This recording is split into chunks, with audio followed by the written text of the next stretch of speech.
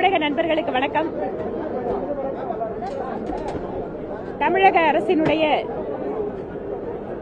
நிதிநிலை அறிக்கை இன்று வெளியிடப்பட்டிருக்கிறது. மாண்புமிகு அமைச்சர் அவருக்கே உரித்தான அழகான தமிழ் நடையோடு தடையின்றி படித்தார் என்பதை தவிர சிறப்பாக சொல்லிக் கொள்வதற்கு எதுவும் இல்லை. நிறைய திட்டங்களில் அறிவிப்புகள் எல்லாமே மத்திய அரசு திட்டங்களுடைய அறிவிப்புகளை ஒட்டி அதற்கு இன்னொரு பெயர் கொடுத்து அறிவித்த திட்டமாகத்தான் இருக்கிறது. அது நகர்ப்புற மேம்பாட்டிற்கு ஸ்மார்ட் சிட்டி திட்டமாக இருக்கலாம், அனைவருக்கும் வீடு வழங்குகின்ற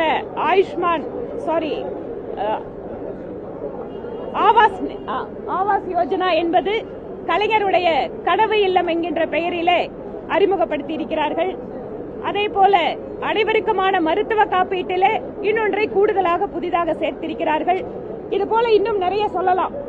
மத்திய அரசு திட்டங்களில் இருக்கக்கூடிய அதே மாதிரியான திட்டங்களை வைத்துக் கொண்டு அந்த நிதியுதவியோடு செயல்படுத்தக்கூடிய திட்டங்களுக்கெல்லாம் புதிதாக அறிவிப்புகளை வெளியிட்டிருக்கிறார்கள் தமிழக அரசு. அதேபோல அடையாறு கால்வாய், அடையாறு ஆறினை தூய்மைப்படுத்துகின்ற பணி கிட்டத்தட்ட இன்றைய முதலமைச்சருடைய தந்தையார் காலத்தில் இருந்து சொல்லப்படக்கூடிய பணி. ஆனால் அதில் எந்தவிதமான முன்னேற்றமும் இல்லாமல் ஒவ்வொரு முறையும் வெறும் அறிவிப்புகளாகவே இருந்து வருகிறது. அதிலும் குறிப்பாக கோவைக்கு மெட்ரோ ரயில் திட்டத்திற்கு கடந்த முறை ₹1 நிதி ஒதுக்கினார்கள்.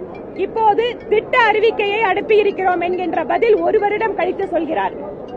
இதுக்கப்புறம் எப்ப மெட்ரோ ரயில் திட்டத்தை கோவைக்கு அவங்க செயல்படுத்த போறாங்கன்னு தெரியல. இதுபோல கோவையிலே விளாங்குறிச்சி பகுதியிலே ஏற்கனவே கட்டப்பட்டு வருகின்ற டைடல் பார்க்கை ஏதோ புதிதாக திறக்கப்படுகின்றது போல ஒரு அறிவிப்பு கொடுத்திருக்காங்க. இவையெல்லாம் பார்க்கின்ற பொழுது இந்தியாவிலேயே அதிகமாக கடன் வாங்கி இருக்கக்கூடிய மாநிலம், முதல் பட்ஜெட்டிலே பல சிறப்பான உலக அளவில் இருக்கின்ற பொருளாதார நிபுணர்களை எல்லாம் ஆலோசகர்களாக வைத்திருந்து தமிழக அரசு மீண்டும் 3வது முறையாக பட்ஜெட் கொடுக்கும் போது இவ்வளவு பற்றாக்குறையோடு கொடுக்கிறார்கள் என்றால் அந்த உலக பொருளாதார நிபுணர்களுக்கு செலவு செய்த தொகை எவ்வளவு, அவர்கள் கொடுத்த அந்த அறிவுரைகளை எல்லாம் இந்த அரசு பின்பற்றவில்லையா என்கின்ற சந்தேகம் வருகிறது. இன்னும் விஸ்வகர்மா திட்டம் மத்திய அரசு செயல்படுத்திக் கொண்டிருக்கக்கூடிய திட்டம், அதே மாதிரியான பயனாளிகள், அதே தொழில் செய்பவர்கள், அவர்களுக்கு நாங்க இன்னொரு பெயர்ல இந்த திட்டத்தை அறிமுகப்படுத்துறோம் சொல்றாங்க. எவையெல்லாம் ஏற்கனவே இருக்கின்ற திட்டங்களோ அதை சிறப்பாக செயல்படுத்துவதை விட்டுவிட்டு ஒன்றிய அரசு அறிவித்த திட்டத்தை நாங்க செயல்படுத்த மாட்டோம், அதுக்கு பதிலாக நாங்க ஒரு வேற பெயர் கொடுப்போம் அப்படிங்கிற அந்த ஒரு மத்திய அரசுக்கு எதிரான மனப்போக்கு தான் நிறைய இடங்கள்ல பார்க்க முடிகிறது. அது இல்லாம கடைசியில ஒன்றிய அரசு நிதியுதவி வழங்கல, ஜிஎஸ்டியில எங்களுக்கு இழப்பீடு நிறுத்துறாங்க அப்படின்னு சொல்றாங்க. ஜிஎஸ்டி இழப்பீடுங்கிறது ஏற்கனவே முடிவு செய்யப்பட்ட விஷயம். அதற்கு மாற்றாக மத்திய அரசு நீண்ட கால ஒரு கடன் தொகை உதவியை வழங்கிக் கொண்டிருக்கிறது எல்லா மாநிலத்துக்கும். அதையெல்லாம் வசதியாக மறந்துவிட்டு இந்த நிதிநிலை அறிக்கையிலே மத்திய அரசை குற்றம் சொல்வது போல சில விஷயங்களை சேர்த்து ஒரு அறிக்கையை கொடுத்திருக்கிறார்கள். புதிதாக சொல்வதற்கு எதுவும் இல்லை. நன்றி. ஒரு வாரத்தில முழுமையான பட்ஜெட் சொல்லணும் எப்படி பாஜக மத்திய அரசினுடைய ஒரு சில திட்டங்களுக்கெல்லாம் புதிய பெயர்களை கொடுத்து இறுதியாக தங்களுடைய வருவாய் பெருக்கத்தினை அவர்கள் அதிகரிக்க முடியாமல் அதற்கு பழியாக மத்திய அரசின் மீது பழி போடுகின்ற ஒரு அரசின் நிதிநிலை அறிக்கையாகத்தான் இதை பார்க்க முடிகிறது. மத்திய அரசு நிதி வரலன்றத பட்ஜெட்லயே குறிப்பிட்டிருக்காங்க. நிதி பற்றாக்குறை பல்லாயிரம் கோடி ரூபாய் சுட்டி காமிச்சிருக்காங்க. அதை எப்படி பாக்குறீங்க? அதாவது ஒவ்வொரு மாநிலமும் ஒரு குறிப்பிட்ட வரம்பிற்குள்ளாக தான் கடன் பெற முடியும் என்பது இந்திய நாட்டிலே நாம ஏற்படுத்தியிருக்கக்கூடிய ஒரு நிலைமை. ஏனென்றால் ஒவ்வொரு மாநிலமும் தங்களுடைய வருவாய்க்கு மீறி தங்களுடைய என்னவெல்லாம் அந்த திட்டங்கள் இவங்க அறிவிச்சிருக்காங்களோ அதற்கான தேவைகளுக்கு மேலாக கடன் வாங்குகின்ற பொழுது அந்த மாநிலத்தினுடைய நிதி நிலைமை என்பது மிக மோசமாக சென்றுவிடும். அது ஒட்டுமொத்தமாக நாட்டையும் பாதிக்கும் என்கின்ற காரணத்தால ஒவ்வொரு மாநிலமும் ஒரு குறிப்பிட்ட சதவிகிதம் தான் கடன் வாங்க முடியும் என்பதை மத்திய அரசு வச்சிருக்கு. இது எதுக்காகனா நிதி நிலைமை மோசமாக செல்லாமல் இருப்பதற்கு. சில நேரங்களில் மாநில அரசு அனாவசியமா செலவழிக்கிறது, தேவையில்லாத விஷயங்களுக்கு செலவழிக்கிறது. இந்த மாதிரி இருக்கும்போது அதிகமா கடன் வாங்கி ஒரு மாநிலத்தோட நிதி நிலைமை ரொம்ப மோசமாயிடக்கூடாது. இது எல்லா மாநிலங்களுக்கு இருக்கக்கூடிய கட்டுப்பாடுகள் தான்.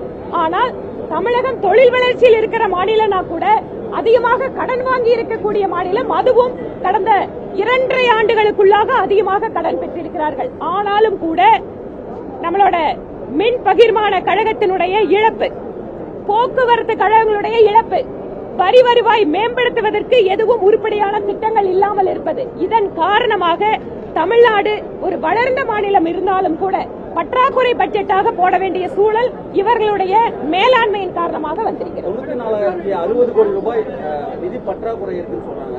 ஆனா புதிய திட்டங்கள் கலைஞர் பேர்ல, முன்னாள் முதலமைச்சர் பேர்ல எல்லாம் புதிய திட்டங்கள் அறிவிப்பு அதை போய் பார்த்து 94,060 சொல்றேன். அதிகமான ஒரு நிதி பற்றாக்குறை, வருவாய் பற்றாக்குறை இருக்கக்கூடிய பட்ஜெட்டாக தான் இதை பார்க்க முடியும். நான் முன்னாடியே சொன்ன மாதிரி நாங்க மற்ற சிங்கப்பூர் மாதிரியான நாடுகளோடு இணையான பொருளாதாரம் சொல்ற தமிழ்நாட்டிலோட நிதிநிலை அறிக்கை ஏமாற்றம் அளிப்பதாகத்தான் இருக்கிறது. குடிசைகள் இல்லா தமிழகம் உருவாக்கப்படும் சொல்றாங்க. அதேதான் பிரைம் மினிஸ்டரும் அங்க குடிசைகள் இல்லா வீடுகளை இந்தியா முழுவதும் உருவாக்குறாங்க சொல்றாங்க. அதுதான் நான் முன்னாடியே சொன்னேன். நிறைய திட்டங்கள் பாத்தீங்கன்னா மத்திய அரசாங்கத்தோட திட்டங்கள், குடிநீர் குழாய் இணைப்பு அதிகமாக வழங்கி இருப்பதாக பெருமை பேசுகிறார்கள். இது எப்படி நடந்தது? ஜல்ஜீவன் திட்டத்தில் அதிகமான குடிநீர் இணைப்புகளை மத்திய அரசு வழங்கி இருக்கிறது. இந்த மாதிரி ஒவ்வொன்றாக விரிவாக நாங்க எங்களுக்கான வாய்ப்பு வரும்போது உள்ள சட்டப்பேரவையில் பேசுவோம்.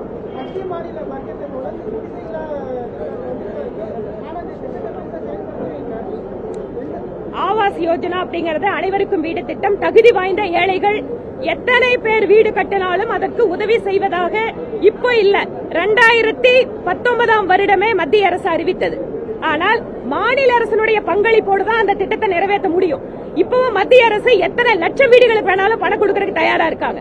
ஆனா இவங்க இதுல டார்கெட் ரொம்ப குறைச்சுதான் வச்சிருக்காங்க. அதனால குடிசைகள் இல்லாத மாநிலம் அப்படிங்கிற இலக்குக்கு ஏற்கனவே மத்திய அரசு உதவி செய்து கொண்டுள்ளது. நன்றிங்க.